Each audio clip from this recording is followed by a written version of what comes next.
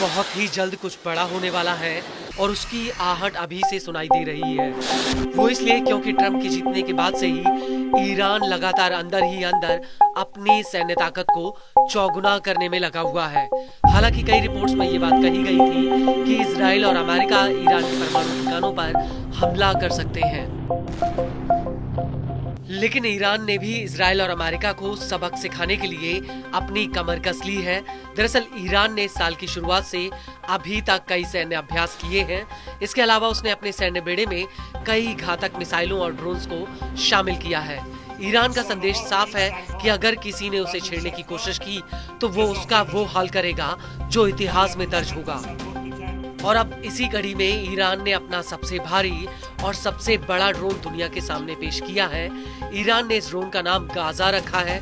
उसका कहना है कि गाजा ड्रोन फिलिस्तीनियों के सम्मान में है। मिडिल ईस्ट के मौजूदा हालातों को देखकर ईरानी सेना के लिए गाजा ड्रोन एक बहुत बड़ा हथियार है। इस ड्रोन को लेकर ईरानी सेना की एरोस्पेस फोर्स के कमांडर आमिर अली हाजीजादे का कहना है कि इस ड्रोन में फिलहाल 8 बम फिट किए जा सकते हैं, लेकिन मिशन को पूरा करने के लिए ये 13 बमों को ले जा सकता है। حوزه امنیت سازی یعنی ایجاد امنیت پایدار تو کشور خیلی مفیده. یعنی در مراقبت از مرزها احیانا اگر تروریستی باشه، قاچاقی باشه، تو هم مسائل مختلف این ماموریت پذیره. بله موثر. लेकिन बड़ा सवाल ये है कि इजराइल और अमेरिका के हवाई हमलों के आगे ईरान का गाजा ड्रोन कितना ताकतवर है। तो आपको बता दें कि गाजा ड्रोन के पंख 22 मीटर लंबे हैं। यह 3100 किलो का वजन ले जा सकता है। यह ड्रोन 35 घंटों तक हवा में उड़ान भर सकता है। गाजा ड्रोन 350 किलोग्राम प्रति घंटा की रफ्तार से उड़ान भरता है। ईरान का नया ड्रोन 500 किलोग्राम तक विस्फोटक ले जा सकता है। ये 13 बमों को ले जाने में सक्षम है। इसकी मारक रेंज 1000 किलोमीटर है और इसकी ऑपरेशनल रेडियस 4000 किलोमीटर तक है।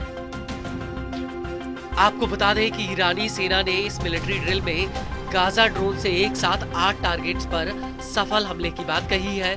लेकिन इस सब के बीच आपको ये भी बता दें कि गाजा ड्रोन एक लौता ऐसा हथियार नहीं है जिसे ईरान ने अपने बेड़े में शामिल किया हो, बल्कि अब पुतिन ने अपने सुखोई 35 लड़ाकू जेट्स ईरान की सुरक्षा के लिए भेज दिए हैं। और ये पहली बार है जब ईरान ने रूस से सुखोई 35 जेट्स खरीदने की बात भी कबूल की है।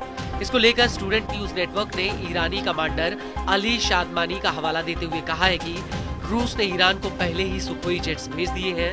हालांकि पुतिन ने ईरान को कितने जेट्स दिए हैं इस बात की कोई जानकारी सामने नहीं आई है। वहीं इजराइल का जिक्र करते हुए ईरानी कमांडर शादमानी का कहना है कि अगर दुश्मन मूर्खतापूर्ण कार्य करता है तो उसे हमारी मिसाइलों से नुकसान पहुंचाने का कड़वा स्वाद चखना पड़ेगा और कब्जे वाले क्षेत्र में उसका कोई भी हित सुरक्षित नहीं रहेगा।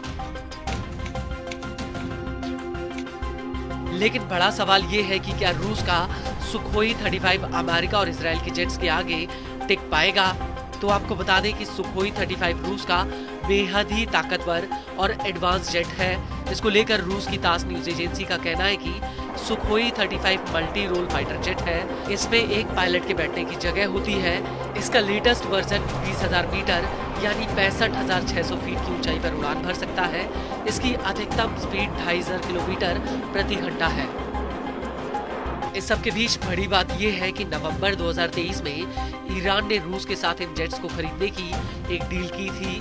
हालांकि उस वक्त भी ये बात साफ नहीं हुई थी कि आखिर ईरान कितने जेट्स खरीद रहा है। और इसके बाद नवंबर 2024 में ईरान और रूस ने एक व्यापक रणनीतिक साझेदारी की डील की थी। हालांकि इस समझौते में हथियार खरीद का कोई जिक्र नहीं था, लेकिन उस वक्त दोनों देशों ने ये जरूर कहा था कि वो सैन्य तकनीक सहयोग करेंगे। आपको बता दें कि ईरानी एयरफोर्स के पास कुछ दर्जन भरी एयरक्राफ्ट बचे हुए हैं। इसमें कुछ रूसी जेट्स हैं। इसके अलावा ईरान के पास 1979 की इस्लामिक क्रांति से पहले खरीदे गए अमेरिकी मॉडल के एयरक्राफ्ट हैं जो अब बूढ़े हो चुके हैं।